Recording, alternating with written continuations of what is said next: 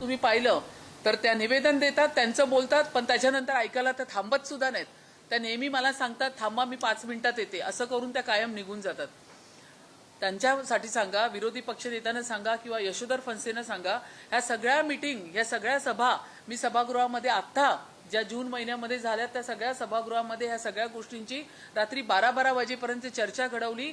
AMC Bangar, त्या ठिकाणी commissioner, additional commissioner Vipin Sharma ji असेल, ज्यांच्याकडे आरोग्य खातं होतं, शिक्षण ज्यांच्याकडे होतं, अतिरिक्त आयुक्त ढाकणे साहेब होते, त्या सगळ्यांना बसवून आणि आत्ताच ज्या नवनियुक्त झालेल्या आपल्या लवंगारे मॅडम असतील त्यांना सुद्धा बसवून रात्री 12 पर्यंत सगळ्या विषयांवरती मी हा सभागृह चालवलेला आहे. परंतु आता ह्यांच्याकडे काही मुद्दे राहिले नाही आहेत.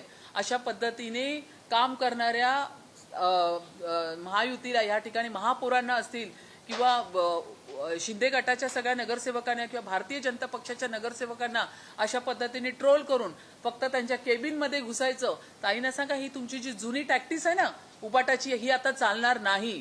या पद्धतीने अशा पद्धतीने तुम्ही घुसखोरी करून, दमदाटी करून, या पद्धतीने ह्या इकडच्या सगळ्या स्टाफला घाबरवून इकडची जी गोपनीय कागदपत्र परत आपल्या केबिनमध्ये घेऊन त्याचे फोटोग्राफ्स काढणं हे काही योग्य नाही.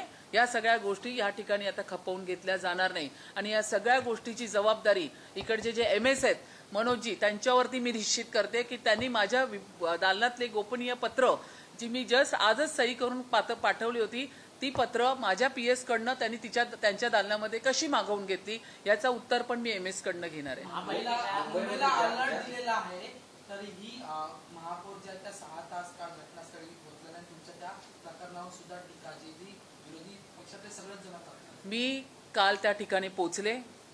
मी कालच सांगितलं होतं की माझी मामी 90 वर्षाची आहे, ती आजारी होती, ती सिरियस आहे, तिला बघण्यासाठी मी पनवेलला गेली. मी फक्त बघून तशीच गाडी रिटर्न केली. जेव्हा मला कळालं 11-11:15च्या दरम्यान एक व्यक्ती मॅन्युअलमध्ये पडलाय, मी ती गाडी रिटर्न करून डायरेक्ट मी लोकेशनवर पोहोचले. मी त्या कुटुंबियांना पण भेटले, मी त्या सगळ्या गोष्टीची शहानिशा पण केली आणि माझं फोनो गाडीमध्ये कंटिन्यू सगळ्या प्रसारमाध्यमांबरोबर चालू होतं. प्रत्येकाला मी उत्तर देत होती. ऑन द स्पॉट आम्ही वॉर्ड ऑफिसर सहित 4 जणांना त्या ठिकाणी निलंबित केलं आणि त्या मृत व्यक्तीच्या कुटुंबियाला 10 लाखाची मदत सुद्धा मी तिथे जाऊन जाहीर केलेली आहे. तुमच्या सूचनेनुसार अनेक अधिकाऱ्यांचं निलंबन तुमच्या सूचनेनुसार झालेलं आहे. कालच्या प्रकरणानंतर पण निलंबनाची कारवाई झाली, पण आज ढाकणे सर असं म्हणतात की या मॅनहोलचं काम करण्याचं कुठलंही कंत्राट नव्हतं किंवा कुठलीही पत्रक काढलं गेलं नव्हतं, तरीही काम केलं गेलं नाही. हा चौकशीचा भाग आहे. या ठिकाणी बिपिन शर्मा यांची एक चौकशी समिती आपण नेमलेली आहे. 3-4 दिवसामध्ये त्याचा संपूर्ण अहवाल येईल. अहवाल आल्यावरती तो तुमच्यापर्यंत सादर केला जाईल. मुंबईमध्ये दुर्घटना झालेल्या आहेत, सातत्याने पत्रव्यवहार करून देखील प्रशासन आणि सत्ताधारी जागा झाले नाहीये, म्हणून मी या दालनामध्ये आलो. त्याचं एकूणच किशोर पेडणेकर, आम्ही पण तेवढे संवेदनशील आहोत. या ठिकाणी आतापर्यंतच्या ह्याच्यात ताईंना सांगा, पहिल्यांदा जर तुम्हाला मुंबईची एवढीच काळजी असेल तर ह्या एसी दालनामध्ये बसणं बंद करा. निघा, रस्त्यावरती उतरा. आम्ही सर्व नगरसेवक, महापौर म्हणून मी असेल, उपमहापौर असतील, सगळे अध्यक्ष, सगळे कोणी इथे पालिकेत दिसत नाहीये, सगळे आम्ही मुंबईवर आहे. आज सकाळपासून मी मुंबईच्या पूर्ण रस्त्यांवरती उभी आहे.